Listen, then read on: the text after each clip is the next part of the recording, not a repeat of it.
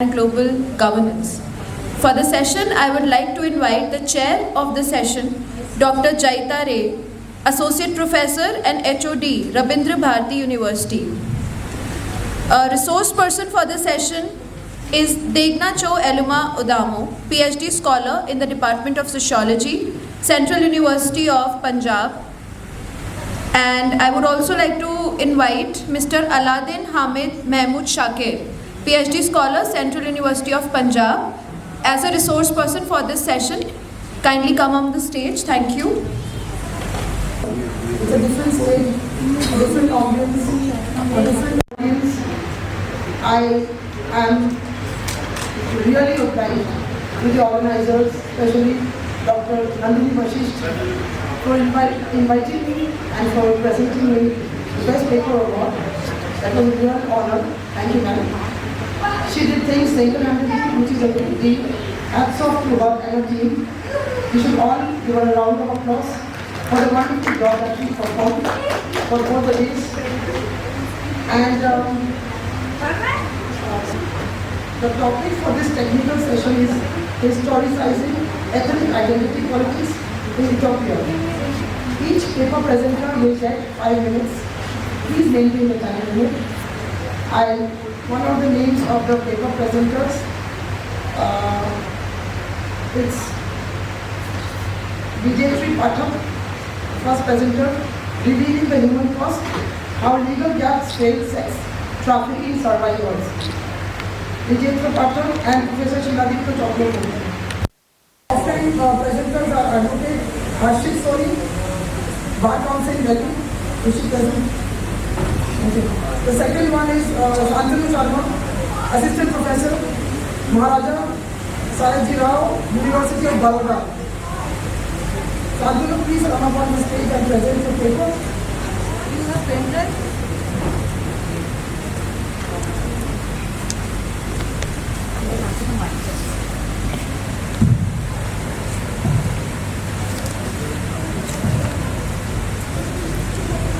Good morning, everyone.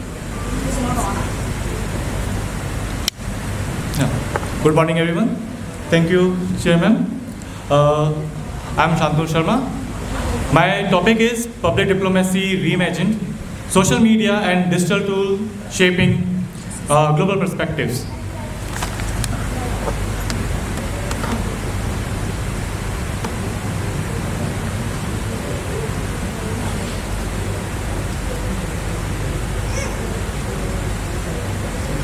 Okay. So I'll go with my explaining my topic. Public diplomacy. Firstly, the term diplomacy. In traditional conventional terms, we know diplomacy, which is happening between the governments and the agencies of the governments or the states. Public diplomacy, in traditional or conventional terms, which is used to go in the before the development of telecommunications or ITC development, it is what has been told or what information is given by the state to the public.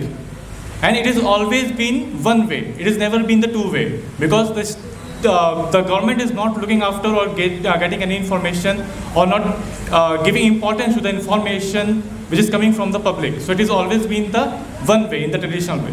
But with the development of ICT and with the advancement in the 20th end of the 20th century, in the early 20th century, this communication has become two-way. And now the public, in by themselves, they are more interested in what is happening in their around. So whatever the government is doing, whatever the state is doing, they have to look after that what the people's perception are there. And with the rise of the internet users, like from 2000 onwards, if you see, from 360 million people to now to around 5 billion people active users of internet. There are number of people who are engaging in every single minute with the governments and with the state. So whatever decision has been taken by the state, it is not only the decision of the single state or the leaders, it is also impacting the public, and not only the public who is living in that territory of that state, but all the people who are living outside the territory of the states. So all those people who are living in different parts of the world and who are your own citizens, they also get impacted. So with this time and with this development of social media and digital diplomacy, so whatever today is being tweeted or being present in the Instagram, or like we see our Prime Minister Narendra Modi or the current or the previous National Affairs Minister, they are very much active on Twitter or in other social media platforms, where they keep on posting whatever is going on in India, if there is any operation is going on. So like in Operation Kaveri or in Operation Ajay, they were continuously updating on Twitter like to what is going on and how anyone who is get stuck in any kind of difficult position and how they want to get out from that position. So this diplomacy is now being too much interconnected with two-way.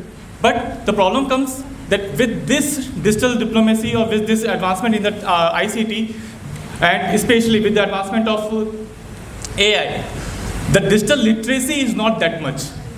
And the problem of a cyber attack or your other kind of malware misfunctioning, so these creates lot of tensions between the states.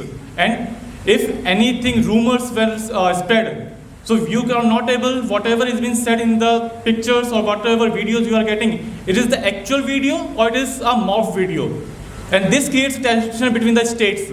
So in this way, the public diplomacy in today's time is, we have to look upon that how the social media is playing a role and how that is changing the system or the relation between the states, and how we can become more reasonable and accountable to our relationship between the states, because it is not only what is happening or what is being said by the state ministers or the government leaders, but by what image is being presented or being presented by the people of the states. So this is what my paper talks about. Thank you.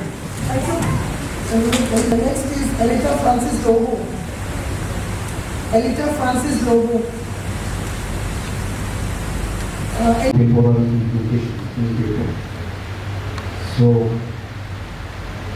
actually the location of Ethiopia is near to the east part of Africa, and we are well now. Let me tell you just for the general information of Ethiopia. We are considered as land of the first human person, which dated back to 3.2 million. A skeleton which is called Australopithecus afarensis scientifically is found in Ethiopia. That's why we are called land of origin. So we made most of the African countries were colonized by the Europeans, but we are the only African country who were independent, and the Organization of Africa was established there. So this is the general information. So my topic is identity politics in Ethiopia. So why we need to discuss identity politics in Ethiopia is because of our federal system is established based on the ethnic identity. So we do have 12 federal states. So from this, all 12 federal states were organized based on ethnic identity. So ethnic federalism and constitutional autonomy of ethnic groups are the sources of. Now it's visible, everything is visible. So this is the map of Ethiopia. So we do have almost 12 regional states, and every region is divided by ethnic identity. So our constitution gives recognition for every ethnic group. So that's why we need to discuss identity politics in Ethiopia. So because of ethnic federalism, we follow ethnic federalism, and the constitution gives autonomy for each ethnic group. So that's why we need to discuss on this issue. So let's take the definition of key terms in this paper. So key terms are, the first thing is ethnicity. So we need to understand the key essence of the ethnicity. Ethnicity refers to a type of social identity related to ancestry, which can be perceived or real, and cultural difference. So the two concepts in relation to ethnicity is these two concepts. It's a related social identity which is based upon ancestry and cultural difference. So there are social markers. There are social markers just in order to say a group of people is an ethnic. So shared values, language, beliefs, norms, tastes, consciousness of time within the group, shared in group memories, loyalties, certain structured relationships within the group, and a trend toward a continuity of the group.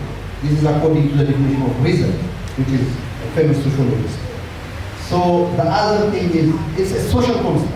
Ethnic identity can be considered as, it's a sociologically, it's a social construct. And it has to give meaning for the people within the society. And social relationships should be patterned for people.